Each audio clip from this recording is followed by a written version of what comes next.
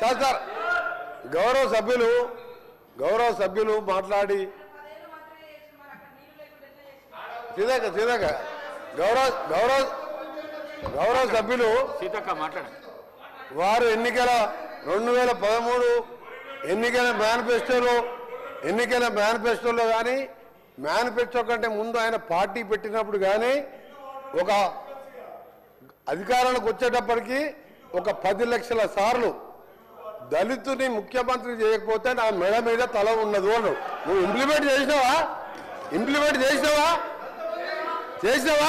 ఆఖరి దళితుడికి 3 ఎకరాల భూమి ఇస్తా, బోరేస్తా, మోటార్ ఇస్తా, 1.5 ఎకరం ఉంటే 1.5 యాడ్ చేస్తా, ఆయన ధనవంతం చేస్తాను. చేసినావా? చేయలే.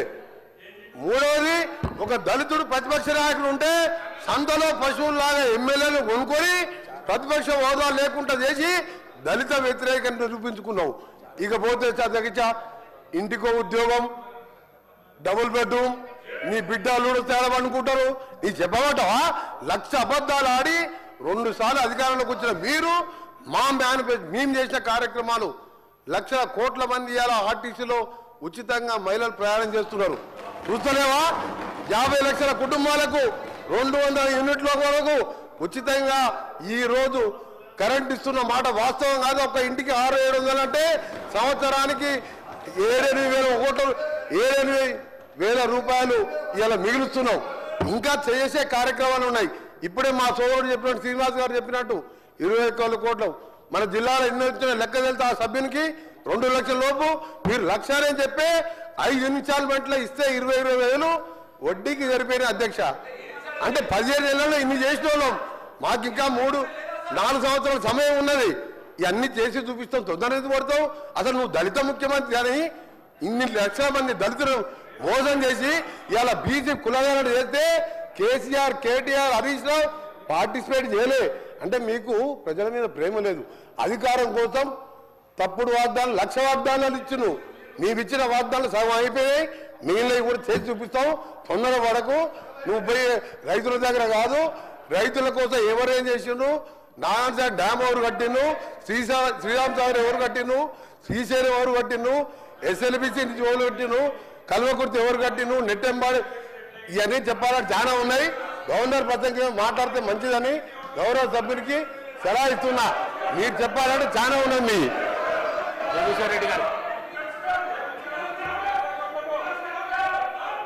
అధ్యక్ష తలసాని శ్రీనివాస్ అధ్యక్ష, మీ ద్వారా లెజిస్లేటివ్ అఫైర్స్ మినిస్టర్ గారు, డిప్యూటీ సీఎం గారిని రిక్వెస్ట్ చేస్తున్నా అధ్యక్ష. అంటే సభ సాంప్రదాయాల ప్రకారం నడవాలా? ఇప్పుడు మీ సభ్యులు మాట్లాడి మీ సభ్యులు ఇప్పుడు మీ 2 సభ్యులు మాట్లాడారు అధ్యక్ష. గవర్నర్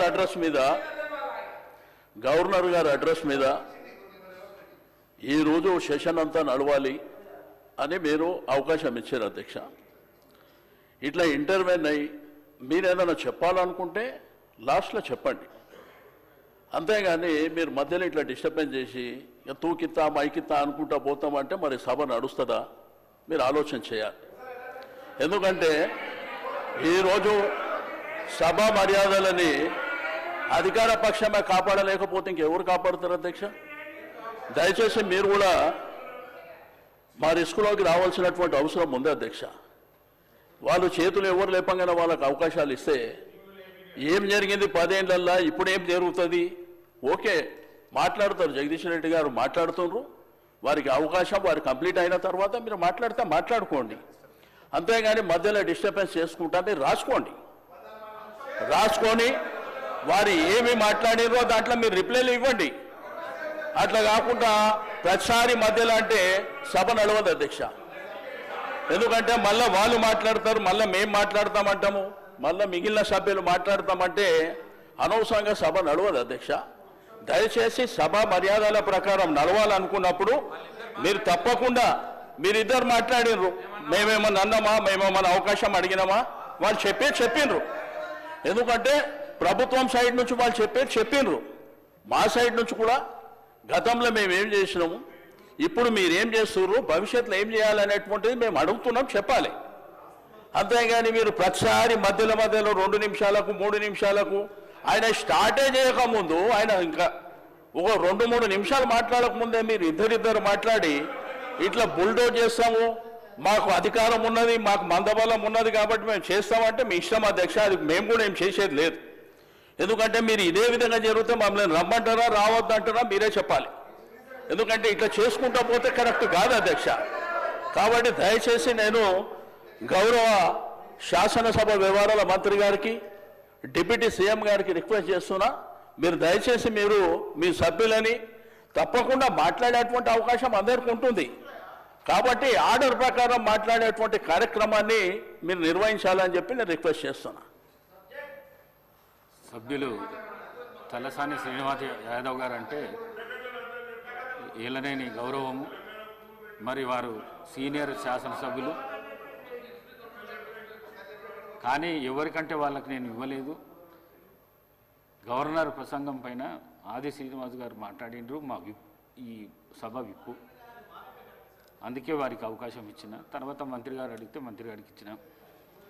నా రిక్వెస్ట్ కూడా మీతో ఒకటే, ప్రతిపక్షాలకు గవర్నర్ ప్రసంగం పైన మాట్లాడితేనే మంచిది. డీవియేషన్ అయితే తప్పకుండా అక్కడికి వెళ్ళి ప్లీజ్.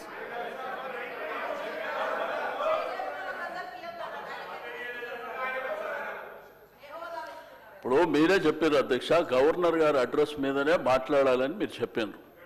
ఇద్దరు సభ్యులు అవే మాట్లాడిరా అధ్యక్ష? అవే మాట్లాడిరా? ఇప్పుడు మంత్రి గారు మాట్లాడారు, అవే మాట్లాడిరా? నేను అడిగేది ఏంటంటే, నేను ఏ సభ్యులకు అవకాశం ఇవ్వద్దని నేను అంటలేను అధ్యక్ష. మాకు అవకాశం వచ్చినప్పుడు మేము చెప్పిన తర్వాత మీకు అవకాశం ఉన్నది, మీరు తర్వాత మాట్లాడండి అంటున్నా. మధ్యలో వాళ్ళు మాట్లాడి మేము మాట్లాడి అనవసరంగా సభాసాయం వృధా అవుతుంది అధ్యక్ష. అది పద్ధతి కూడా కాదు. కాబట్టి దయచేసి నా రిక్వెస్ట్ అలా సభ్యుని చెప్పనివ్వండి. చెప్పిన తర్వాత మీకు అవకాశం ఉంది, మీకు అనేక సందర్భాలలో చెప్పుకునేటువంటి అవకాశం ఉంటుంది కాబట్టి మీరు చెప్పుకోండి అని చెప్తున్నా అధ్యక్ష. Thank you. అధికార పక్షం మాట్లాడకుండా ఉండాలంటే మీరు డీవియేషన్ కాకుండా గవర్నర్ ప్రసంగం పైనే జగదీశ్వర్ రెడ్డి గారు అధ్యక్ష దయచేసి మీ కామెంట్స్ పైన కూడా నేను స్పందించదలుచుకున్నాను అధ్యక్ష. రాష్ట్ర ప్రజల మొత్తం చూస్తున్నారు అప్పటి నుండి. నేను దీంట్లో నుంచి ఒక అక్షరం పక్కకు పోయినా, ఇప్పుడు వారు మంత్రి గారు మాట్లాడిందో ఇంకోరు మాట్లాడిందో ఇందులో ఏమైనా ఒక అక్షరం సంబంధం ఉందా దాన్ని మీరు తేల్చండి. ఈ సభలో ఉండమంటే ఉంటా, పొమ్మంటే పోతా అధ్యక్ష. నేను రాష్ట్ర ప్రజలు అందరూ చూస్తున్నారు అధ్యక్ష.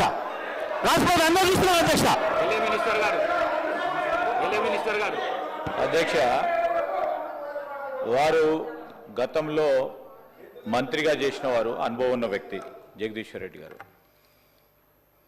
ఈ విధంగా ప్రస్తావన తీసుకొచ్చి స్పీకర్ గారిని బెదిరించే మాట మాట్లాడకుండా ఉంటే బాగుంటుంది అధ్యక్ష. తప్పకుండా వారు వాపసు తీసుకోవాలి.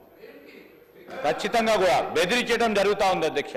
చైర్ను బెదిరించడం జరుగుతూ ఉన్న సందర్భం ప్రత్యక్షంగా మొత్తం యావత్ రాష్ట్రానికి సంబంధించిన ప్రజలందరూ కూడా చూస్తూ ఉన్నారు. దయచేసి కోరుతా ఉన్నాం, that is not the way.